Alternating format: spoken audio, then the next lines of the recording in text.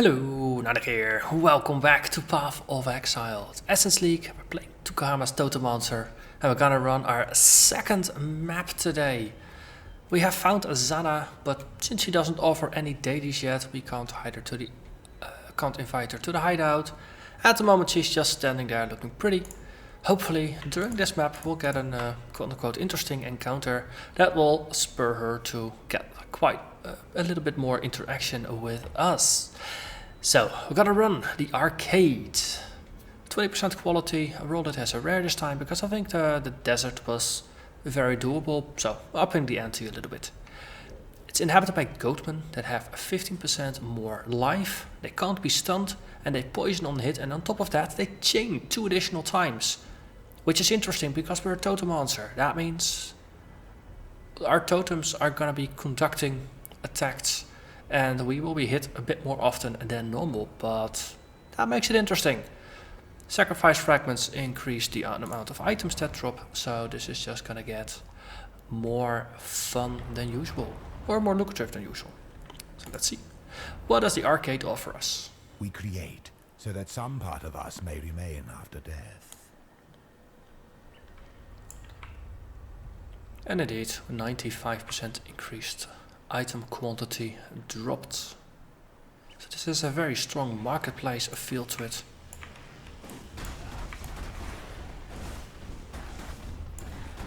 So this is a map where we'll have to be even more careful than normal.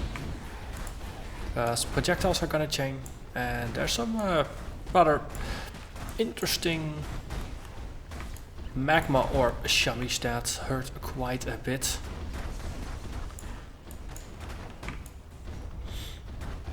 But like, if they have chaining projectiles, we have black holes. Or at least that's how you could consider the Shockwave Totems to be. How they suck in the monsters. And do a pretty good job of killing them. Well, the less we get hit by the monsters, the better. Main totems are gonna get replaced anyway. Oh wait, you're on the other side of the wall. Here, have a totem. You as well.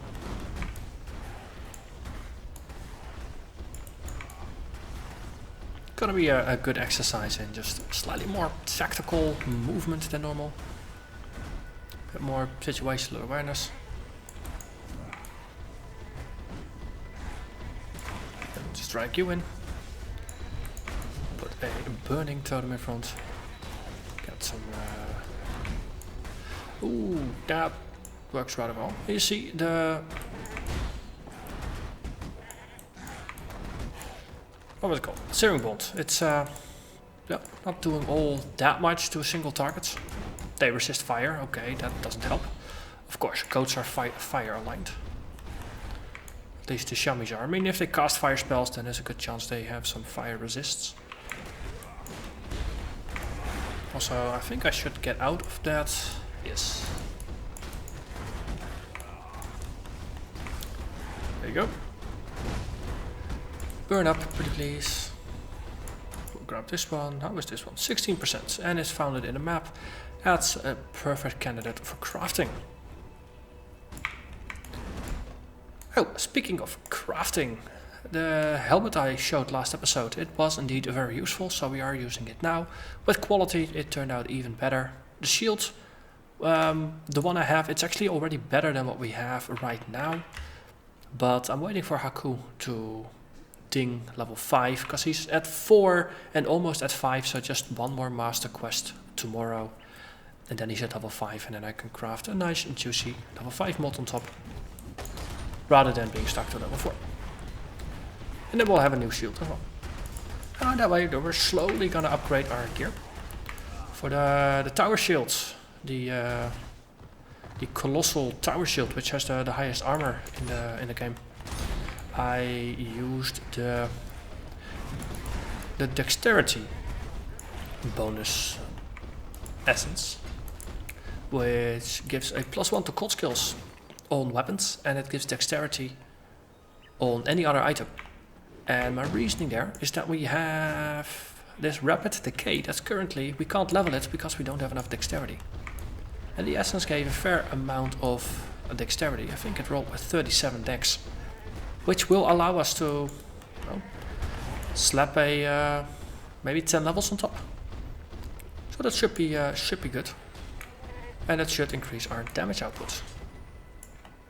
At least the damage output of our Searing Bond, which is currently using a rapid decay. Does mean that if we're gonna increase the level of the gem, we will be locked into it as well. Well, yo, burn up. Yes, that works better.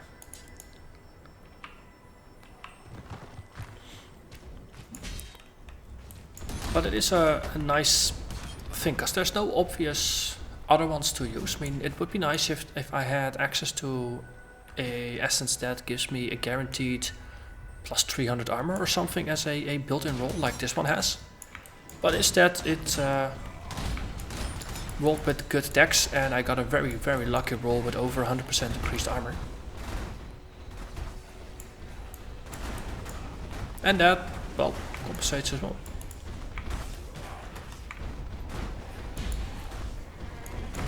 Okay, there's some interesting graphical effects going on here. It feels slightly choppy. I hope it doesn't translate to the video and that it's just on my end.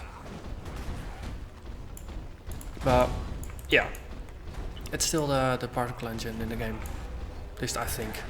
Whenever there's just too much fire going on, it feels like the frame rate just takes weird little stutters. Of course, if you're playing, then there's gonna be a slight delay in just how responsive your character feels when you control it, because no, you feel when you click versus when you start moving, things like that. But if you're watching, you don't have that visceral feedback, and oftentimes you're a lot more forgiving in terms of feedback, in terms of frame rate. Oh, there's a reason movies are in 30 or 25 frames per second and they work fine. But watching video gameplay is a lot nicer to watch in 60 FPS than in 30. At least that's how I view it. Slightly smoother. That said, I'm really looking forward to the next major patch that's gonna introduce the DirectX 11 and the 64-bit renderer. That could be another massive performance improvement, and that might coincide with a fix for this. Also, stop it with all those sparklies. Don't like them anymore. Come on, mates. So these statues are part of the map. Archers, which is kind of annoying. Okay. Is there a shrine? There's a shrine. I overlooked the shrine.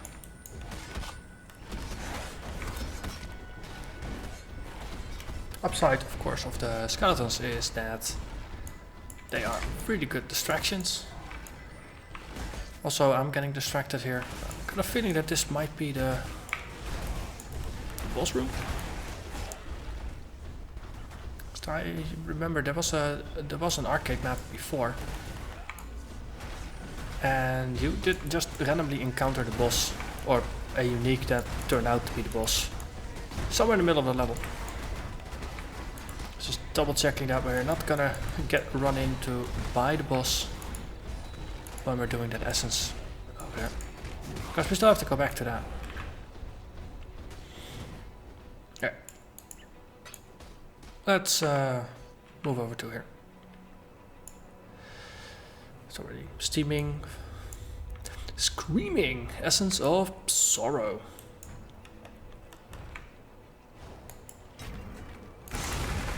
Okay, just flammabilitifying it. And then we burn it. And it goes down pretty well. Cool. That was just a +1 to cold. Yeah, this is just a normal one. not a higher tier. So I'm gonna continue exploring into this this little area. See if this is indeed where the boss resides, or if this is just a decoy.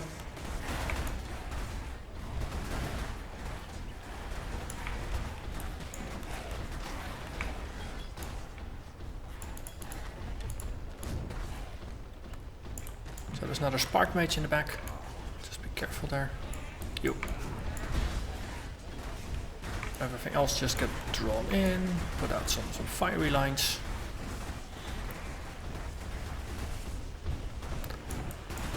You. Whoop. Got hit a little bit more than I was comfy with. So all those sparks, whenever they hit for this map, they chain 2 times.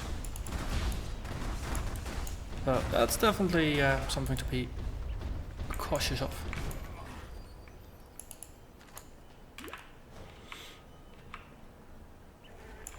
Oh, purples, Legacy of Vigor.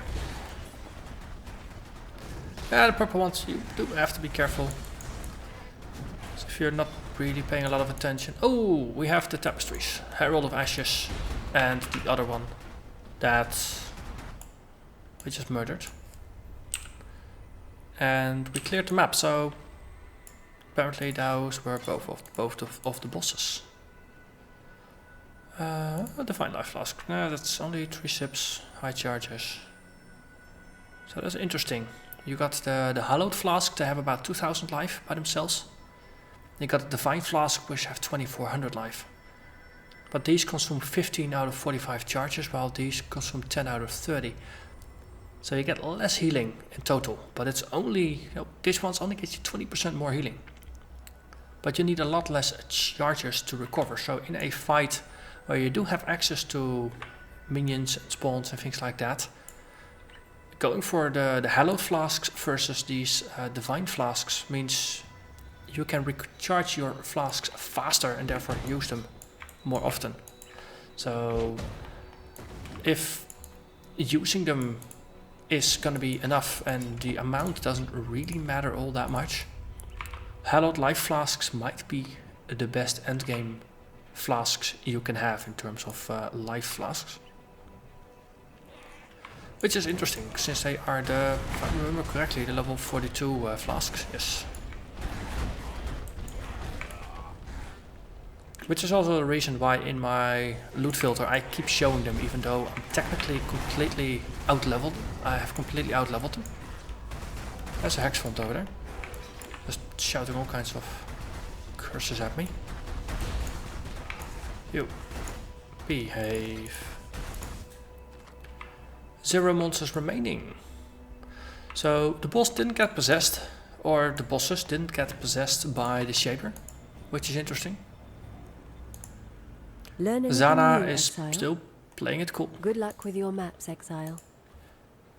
So next episodes, just gonna continue with the Oasis, because we have that map.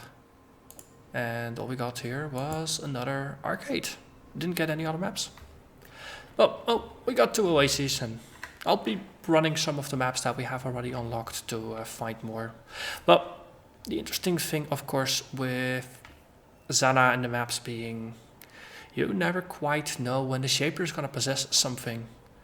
And until we get to the memory fragments, running maps by myself might trigger the boss. So that's the most annoying bit of the Atlas, is that there is a random component which makes it difficult to just run some maps in order to get maps without actually recording an episode. So, oh, life of a YouTuber. Anyway, I'm gonna thank you very much for watching, and I'll see you again next time. Bye bye.